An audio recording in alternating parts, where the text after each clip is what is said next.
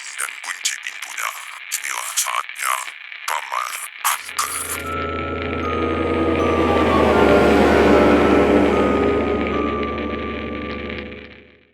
Hai, balik lagi sama gue Dimas, editor dari 33 Club yang lagi luntang-lantung di segmen yang gue kasih nama Kamar Angker atau Kanker, di mana singkatannya boleh jelek, tapi kontennya bagus. Karena film masih banyak stoknya, gue akan kembali ngebahas film di sini. Sebelum mulai, gue peringatkan dulu kalau isi review ini spoiler ya. Jadi bagi yang nggak suka di spoilerin ya silakan jangan nonton dulu. Bagi yang nggak masalah, lagi pula gue nggak ada rating-ratingan juga sih. Apa yang gue suka ya gue bilang suka, apa yang gue nggak suka ya gue bilang nggak suka. Oke lah, this is your warning ya. Kita lanjut. Gue akan ngebahas film Bob Marley, One Love. Film ini disutradarai oleh Reynaldo Marcus Green dan menceritakan tentang kehidupan Bob Marley. Bentar nih. Oh, One Love? Ini kan kamar angker. Anjir, siapa lu? Ya gue penunggu di sini lah. Emang One Love itu horor? Bukan kan? Ini kamar angker, men. Bahas yang horor-horor lah. Udah gitu aja. Gue liatin lu. Bentar. Benar juga sih. Ini kayaknya skripnya ketuker deh. Coba ya gue cari dulu ya skripnya ya.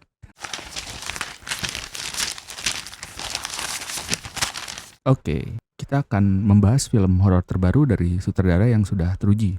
Karena beberapa kali bikin film horor, yaitu siapa lagi kalau bukan Mbak Hadrah Daeng Ratu dengan film yang berjudul Pemandi Jenazah. Film ini ditulis naskahnya oleh orang yang menyumbang kira-kira 50% skrip cerita horor di Indonesia, Mbak Lele Lela. Film Pemandi Jenazah mengikuti kisah Lela, self-insert banget Mbak, bercanda. Yang diperankan oleh Agni Nihak, anak Bu Siti yang bekerja sebagai pemandi jenazah di kampungnya. Ini sinopsis gue baca dari IDN Times, ya. Namun, kehidupan Lela berubah setelah ibu yang dicintainya itu meninggal secara misterius. Mau nggak mau, meskipun ini merupakan pengalaman pertamanya, emang pertama ya? Enggak sih. Lela itu udah sering sebelumnya ngikutin ibunya mandiin jenazah, jadi nggak pertama juga. Tapi ya di sinopsis ini yang tertulis begitu, jadi kita lanjut aja. Lela harus rela memandikan jenazah ibunya. Tanpa disangka nih, saat proses pemandian berlangsung, Lela menemukan kejanggalan dari jenazah ibunya. Wah, apakah itu? Lela pun menduga bahwa kematian ibunya tidak lazim. Setelah kematian ibu Lela, kasus kematian lainnya pun terjadi dalam waktu singkat di kampung tersebut. Lela akhirnya melanjutkan pekerjaan ibunya. Kemudian dia menemukan kejanggalan dalam tiap jenazah. Apakah itu?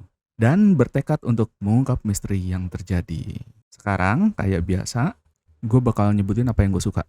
Shockingly hampir semua. Skema warnanya bagus, karena gue rasa itu kuatnya Mbak Hadrah ya. Sejak dari Jaga Pocong tuh gue selalu suka sama pemilihan warnanya dia. Kayak apa-apa tuh dipilih secara sadar gitu, hati-hati gitu tiap scene-nya. Timing jumpscare-nya juga mantap. Scene yang harusnya memang scene teror itu benar-benar bisa mempengaruhi penontonnya. Soalnya di sekitar gue tuh penontonnya pada kaget-kaget itu.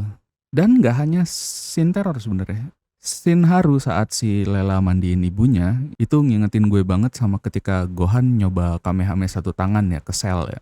Semua yang gue tonton tuh enak lah ditonton gitu, enjoyable banget sampai akhir. Di bagian yang gue nggak suka itu sebenarnya cuma satu, ceritanya.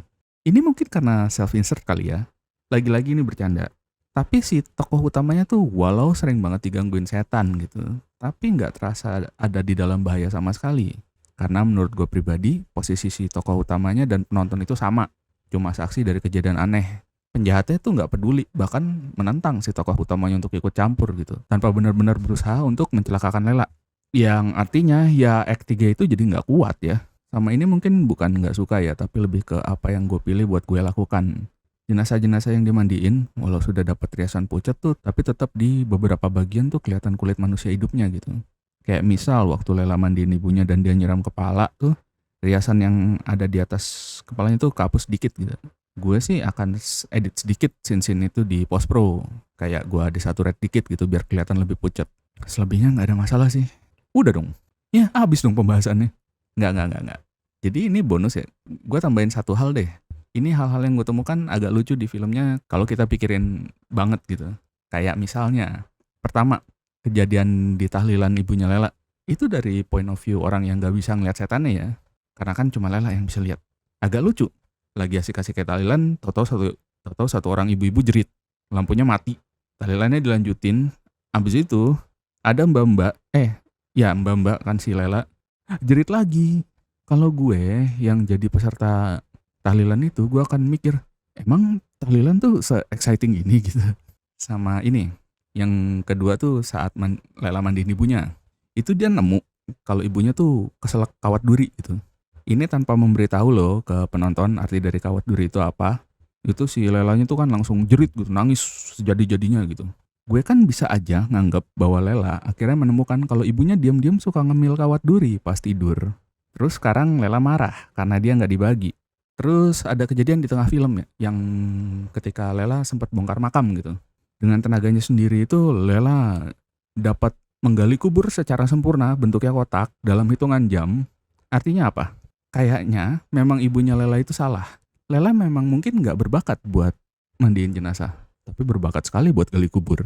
Kemudian Lela mual karena isi kuburannya beneran mayat gitu. Kirain kan apa gitu. Setelah itu dia malah ngegrepe-grepe mayatnya yang baru dikubur 2 hari itu. Karena merasa nggak nyaman atas perbuatan Lela yang tak senonoh itu, dia terus digeruduk warga lokal yang bukan orang. Lela malu, udah ketahuan grepe-grepe mayat, akhirnya dia lari pulang. Tapi terus besok siangnya abangnya marah gara-gara dia pulang ngotorin lantai yang baru aja dipel gitu. Terus di adegan terakhir, sejumlah ibu-ibu itu ada yang kesurupan massal ya. Namun nggak lama karena pimpinan ibu-ibu itu ngajak mereka buat ngegeruduk cewek pendatang baru yang cakep. Mungkin karena saking irinya dan saking pengennya buat ngegeruduk cewek ini yang mungkin kecakepan gitu. Ibu-ibu yang abis kesurupan tadi langsung sadar dari kesurupannya dan ikutan ngegeruduk.